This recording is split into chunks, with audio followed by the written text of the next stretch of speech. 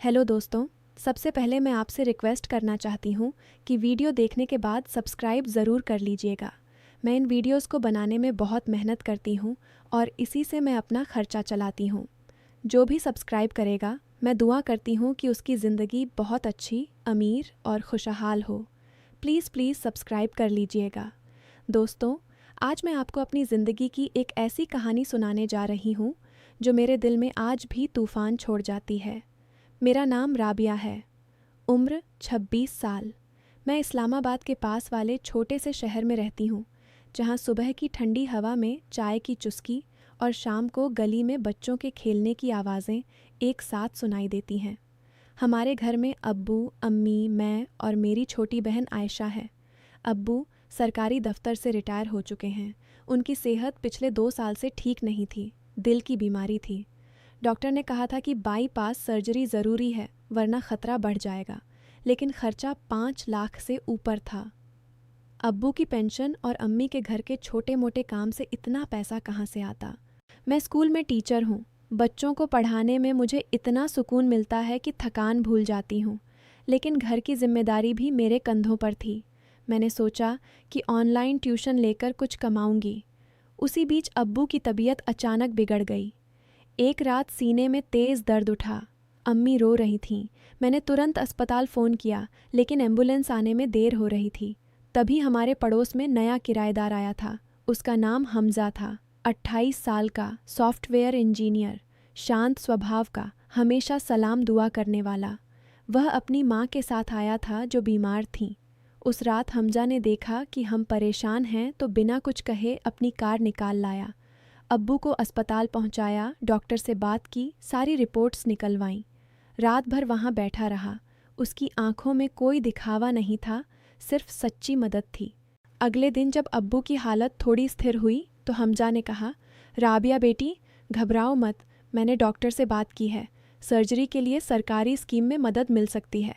कागजात तैयार करने में मैं आपकी मदद कर दूंगा। मैंने उसे देखा। उसकी आवाज़ में इतनी शांति थी कि मन का बोझ हल्का हो गया। उस दिन से हमारी बातें शुरू हो गईं। वह कभी स्कूल के प्रोजेक्ट में बच्चों के लिए कंप्यूटर लैब सेट करने आता, कभी अब्बू की दवाइयाँ लाते वक्त मुझे कॉफ़ी का कप थमा देता और कहता, आप इतनी मेहनत करती हो, थोड़ा आराम भी कर लिया करो। हम बैठकर बातें करते, परिवार की जिम्मेदारियों पर, सपनों पर, इज्जत पर। वह कहता, राबिया, तुम्हारी तरह लड़कियां ही असली ताकत होती हैं। घर संभालो, करियर भी बनाओ, लेकिन कभी सीमा न भूलो। मैं चुपचाप सुनती। मन में एक अजीब सा सम्मान भर जाता। वह मेरे लिए कोई सपना नहीं था, बस एक ऐसा इंसान था जो समझता था कि मैं अकेली नहीं हूँ। कभी कभी जब वह जाता तो मन में खालीपन सा लगता, जैसे कोई सहारा चला गया हो। धीरे धीरे महीने गुजरने लगे। अब्बू की सर्जरी की तैयारी हो रही थी। हमजा ने अपनी कंपनी से कुछ फंडिंग का इंतज़ाम करवाया और सरकारी मदद भी दिलवाई। आयशा की पढ़ाई में भी मदद करता। एक दिन स्कूल से लौटते वक्त बारिश हो रही थी, मैं भीग रही थी। हमजा ने अपना छाता आगे बढ़ाया और कहा, चलो घर तक छोड़ दूं। कार में बैठकर हमने हंसते हंसते पुरानी स्कूल की यादें शेयर की। उस पल मन में एक हल्की सी लहर उठी, जैसे कोई गहरी समझ और लगाव हो, लेकिन मैंने खुद को रोका। मैंने सोचा, राबिया, ये सिर्फ मदद है, इज्जत सबसे ऊपर। वह भी कभी सीमा पार नहीं करता था, बस आंखों में सम्मान और एक मुस्कान। लेकिन जिंदगी में हकीकत हमेशा रास्ता बदल देती है। हमारे मोहल्ले में एक चाची रहती थीं, नाम था नसीम चाची। उनकी एक भतीजा था जो अमीर परिवार का था। वे चाहती थीं कि मैं उससे शादी कर लूं ताकि उनके भतीजे को अच्छा रिश्ता मिल जाए और कुछ पैसे भी आए, लेकिन मैंने मना कर दिया था। शायद इसी बात का गुस्सा था। एक शाम मैं और हमजा अस्पताल से लौट रहे थे। अब्बू की फॉलोअप थी। हमने बस एक चाय की दुकान पर 5 मिनट रुके थे। किसी ने फ़ोटो खींच ली। नसीम चाची ने उस फ़ोटो को एडिट करके हमारे पुराने मैसेजेस के फेक स्क्रीनशॉट बना दिए। उनमें लिखा था, जैसे हम दोनों किसी गुप्त रिश्ते में हों। राबिया का बाहर वाले लड़के से चक्कर है, अब्बू की बीमारी का बहाना बनाकर मिलती है। ये मैसेज मोहल्ले के व्हाट्सएप ग्रुप में वायरल हो गए। अगली सुबह घर में तूफान आ गया। अम्मी रो रही थीं, बेटी, हमारी इज्जत का क्या होगा? आयशा की शादी के रिश्ते टूट जाएंगे। अब्बू बिस्तर पर लेटे लेटे निराश हो गए। उनका ब्लड प्रेशर बढ़ गया। आयशा स्कूल से घर आई तो पड़ोस की लड़कियां उससे ताने मार रही थीं। तेरी दीदी तो बड़ी हो गई है। मैंने सब कुछ समझाया। अम्मी, यह सब झूठ है। हमजा सिर्फ मदद कर रहा था। लेकिन कोई सुनने को तैयार नहीं था। फहद का परिवार, जिससे मेरी बातें चल रही थीं, उन्होंने रिश्ता तुरंत तोड़ दिया। हम अपनी इज्जतदार लड़की नहीं चाहते जिसके बारे में अफवाहें हों। मेरी नौकरी पर भी असर पड़ा। स्कूल प्रिंसिपल ने बुलाया और कहा, राबिया, मोहल्ले की बातें स्कूल तक आ गई हैं। बच्चों के माता पिता शिकायत कर रहे हैं। मैंने रोते हुए इस्तीफ़ा दे दिया। हमजा को भी पता चला। उसकी माँ ने फ़ोन करके कहा, बेटा तू वहाँ से हट जा, लड़की की इज्जत खराब हो रही है। हमजा ने मुझे मैसेज किया, राबिया, मैं जानता हूँ सच्चाई क्या है, लेकिन अगर मेरी वजह से तुम्हें तकलीफ़ हो रही है तो मैं शहर छोड़ दूँगा। उस पल मन टूट गया। मैंने सोचा, क्या मेरी वजह से उसकी ज़िंदगी भी बर्बाद हो जाएगी?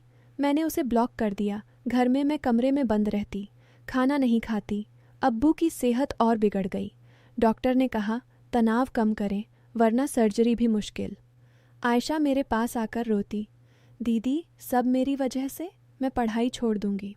एक हफ्ते बाद नसीम चाची का भतीजा आया।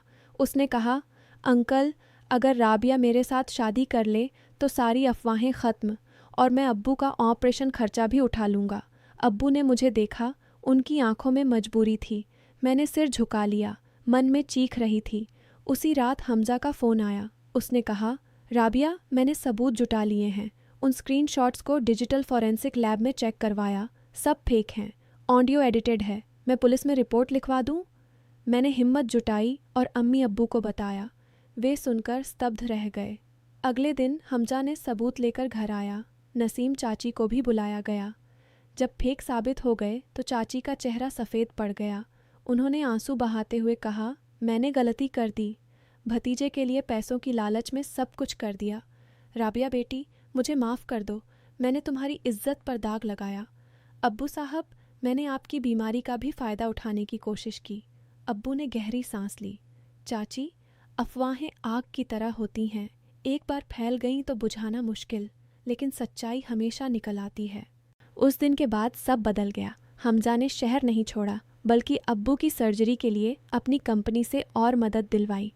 ऑपरेशन सफल रहा। अब्बू ठीक होकर घर लौटे। उन्होंने हमजा को गले लगाया। बेटा, तूने हमारी इज्जत बचाई। अम्मी ने मुझे बुलाया और कहा, राबिया, हमने तुम पर शक किया, माफ़ कर दो। हमने कभी सोचा ही नहीं कि तुम इतनी मजबूत हो। आयशा ने मेरे गले लगकर कहा, दीदी, अब मैं भी तुम्हारी तरह बनूंगी। हमजा ने मुझे एक दिन पार्क में बुलाया। वहाँ बैठकर उसने कहा, राबिया, मैं तुम्हें प्यार करता हूँ, लेकिन वो प्यार जो इज्जत और परिवार के साथ हो। मैं इंतज़ार करूँगा। जब तुम तैयार हो जाओ तब। मेरी आंखों में आंसू आ गए। मैंने कहा, हमजा, तुमने मुझे सिखाया कि सच्चा साथ कैसा होता है। अब मैं भी सीख गई हूँ कि भावनाओं से पहले हकीकत देखनी चाहिए। दोस्तों, आज अब्बू पूरी तरह ठीक हैं। मैं फिर स्कूल ज्वाइन कर चुकी हूँ। आयशा की शादी के रिश्ते अच्छे आ रहे हैं। नसीम चाची अब मोहल्ले में हर किसी को सच्चाई की कहानी सुनाती हैं और कहती हैं, अफवाहों पर कभी भरोसा मत करना, पहले सबूत देखो। हमजा और मैं अब दोस्ती के साथ आगे बढ़ रहे हैं, परिवार की मंजूरी से। इस कहानी से जो सीख मिलती है वो ये है कि ज़िंदगी में भावनाएं तो आती हैं, लेकिन हकीकत से मुंह मोड़ने से कुछ नहीं होता। अफवाहें किसी की इज्जत चुरा सकती हैं, लेकिन सच्चाई हमेशा जीतती है। रिश्तों में भरोसा रखो, लेकिन अंधा भरोसा मत करो। परिवार की इज्जत सबसे बड़ी पूंजी है। गलती करने वाले को माफ़ कर दो, लेकिन दोबारा गलती मत दोहराओ। और सबसे बड़ी बात, मदद करने वाला इंसान कभी गलत नहीं होता, बस नज़रें गलत हो सकती हैं। अगर तुम्हें भी कभी किसी की मदद मिले तो उसे संभाल कर रखना, और अगर अफवाह फैले तो चुप मत रहना, सच्चाई बोलो। मैंने अपनी गलती से सीखा कि दिल की आवाज़ सुनो, लेकिन दिमाग को भी साथ रखो। अब मैं खुश हूँ, तुम भी खुश रहो। अपनी ज़िंदगी में कभी अफवाहों का शिकार मत बनना, सच्चाई का साथ दो। अब बताओ, ये कहानी तुम्हें कैसी लगी? कमेंट में ज़रूर बताना। और हाँ, अगली कहानी में मिलते हैं। तब तक खुद को संभालना, परिवार को संभालना। अल्लाह हाफिज़। आज के दौर में बीमारी सिर्फ सेहत का मसला नहीं रही, यह धीरे धीरे माली तबाही का सबब बन चुकी है। राइजिंग इंश्योरेंस कॉस्ट और मेडिकल डेट ने आम अफराद की ज़िंदगी को इस हद तक मुश्किल बना दिया है कि एक सीरियस इलनेस या इमरजेंसी सिर्फ जिस्म को नहीं, पूरे घर के बजट, मुस्तकबिल और जहनी सुकून को हिला देती है। पहले लोग सोचते थे कि इंश्योरेंस एक हिफाजती दीवार है जो मुश्किल वक्त में संभाल लेगी, लेकिन अब हालात ये है कि उस दीवार को खुद खड़ा रखना इतना महंगा हो गया है कि गरीब और मिडिल क्लास आदमी उस तक पहुंच ही नहीं पाता, और जो पहुंच जाता है उसे भी अक्सर पूरी हिफाजत हासिल नहीं होती। इंश्योरेंस प्रीमियम्स का मुसलसल बढ़ना आम अफरद के लिए सबसे पहला बोझ है। महीने की तनख्वाह से किराया, रशान, बिजली, स्कूल फीस और ट्रांसपोर्ट निकालने के बाद जो थोड़ा बहुत बचता है, उसमें इंश्योरेंस प्रीमियम फिट करना बहुत लोगों के लिए नामुमकिन होता जा रहा है। कई घराने मजबूरन अपना इंश्योरेंस प्लान डाउनग्रेड कर देते हैं, हाई डिडक्टिबल प्लान्स लेते हैं या फिर इंश्योरेंस लेना ही छोड़ देते हैं।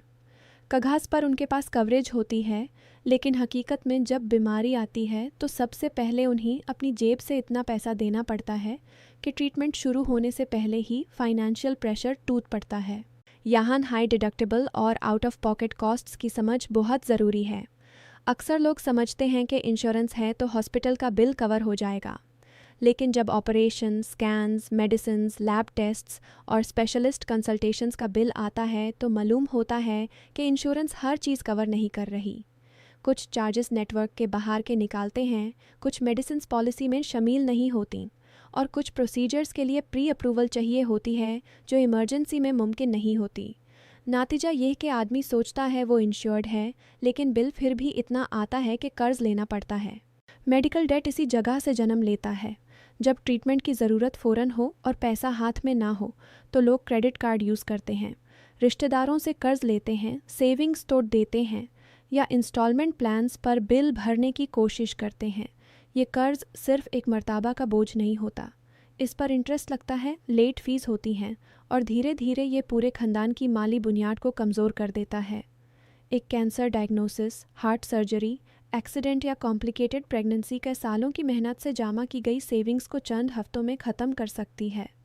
जो पैसा बच्चों की तालीम, घर की एडवांस पेमेंट या बुढ़ापे की हिफाजत के लिए रखा गया होता है, वो इलाज के बिल खा जाते हैं। आम अफराद के लिए सबसे तकलीफदेह बात यह है कि बीमारी का माली असर हॉस्पिटल बिल तक महदूद नहीं रहता। जब घर का कोई फ़र्द बीमार होता है तो इनकम भी मुतासिर होती है। कोई अपनी नौकरी से छुट्टी लेता है, कोई ओवर टाइम करना छोड़ देता है और कई मर्तबा पेशेंट खुद काम करने के काबिल नहीं रहता। यानी एक तरफ खर्च बढ़ रहा होता है, दूसरी तरफ आमदनी घट रही होती है। इस डबल ब्लो ने बीमारी को और भी ज़्यादा खतरनाक माली इवेंट बना दिया है। अगर घर में एक ही कमाने वाला हो तो सिचुएशन और भी संगीन हो जाती है। Treatment, transport, special diet, home care और फॉलोअप विजिट्स मिलकर एक ऐसी चेन बना देते हैं जिसे तोड़ना मुश्किल होता है। इस सूरत हाल का ज़हनी और समाजी असर भी कम नहीं। मेडिकल डेट के नीचे दबा हुआ शख्स अक्सर एंग्जाइटी, डिप्रेशन और बेचैनी का शिकार हो जाता है। वो सिर्फ बीमारी से नहीं लड़ता, बल्कि हर दिन phone calls, reminders, payment notices और मुस्तकबिल के खौफ से भी लड़ता है। घर के अंदर तनाव बढ़ता है, रिश्तों में खिंचाव पैदा होता है और कई लोग शर्म या मजबूरी की वजह से ट्रीटमेंट डिले कर देते हैं। ये बहुत ख़तरनाक पहलू है, क्योंकि जब लोग डॉक्टर के पास देर से पहुंचते हैं तो बीमारी और बिगड़ जाती है और बाद में इलाज और भी महंगा हो जाता है।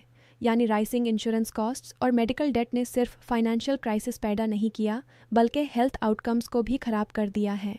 मिडिल क्लास को अक्सर समझा जाता है कि वो फाइनेंशियली स्टेबल होती है, लेकिन असल में यही तबका सबसे ज़्यादा प्रेशर में होता है।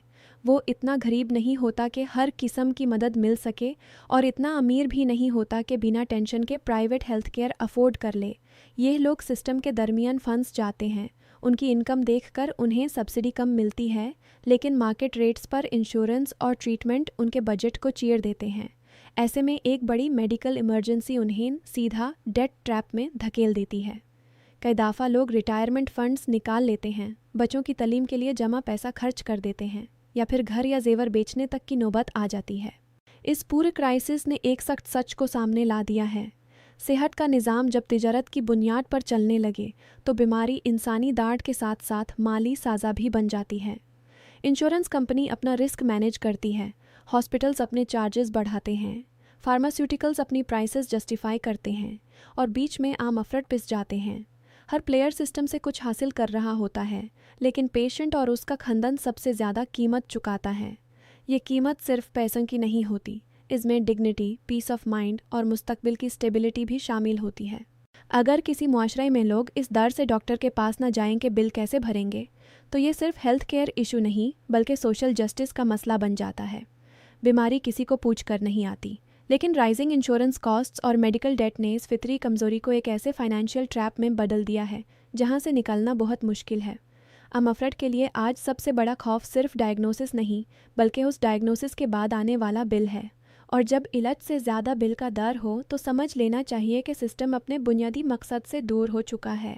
आखिर में ये कहना गलत नहीं होगा कि आज बीमारी अक्सर सिर्फ सेहत का क्राइसिस नहीं रही, ये एक हाउसहोल्ड फाइनेंशियल डिज़ास्टर का सिग्नल बन चुकी है। जब तक इंश्योरेंस सस्ती, साफ और वक़ाई प्रोटेक्टिव नहीं होती और जब तक मेडिकल डेट को रोकने के लिए इंसाफ पर मबनी पॉलिसीज़ नहीं बनाई जातीं, तब तक आम अफराद के लिए एक हॉस्पिटल विज़िट भी माली तबाही का आगाज़ बन सकती है। सेहत इंसानी बुनियादी ज़रूरत है, लग्जरी नहीं, लेकिन मौजूदा निज़ाम ने इसे लग्जरी जैसा महंगा बना दिया है और इसी वजह से बीमारी आज बहुत से लोगों के लिए दाढ़ से ज़्यादा कार्स का नाम बन गई है।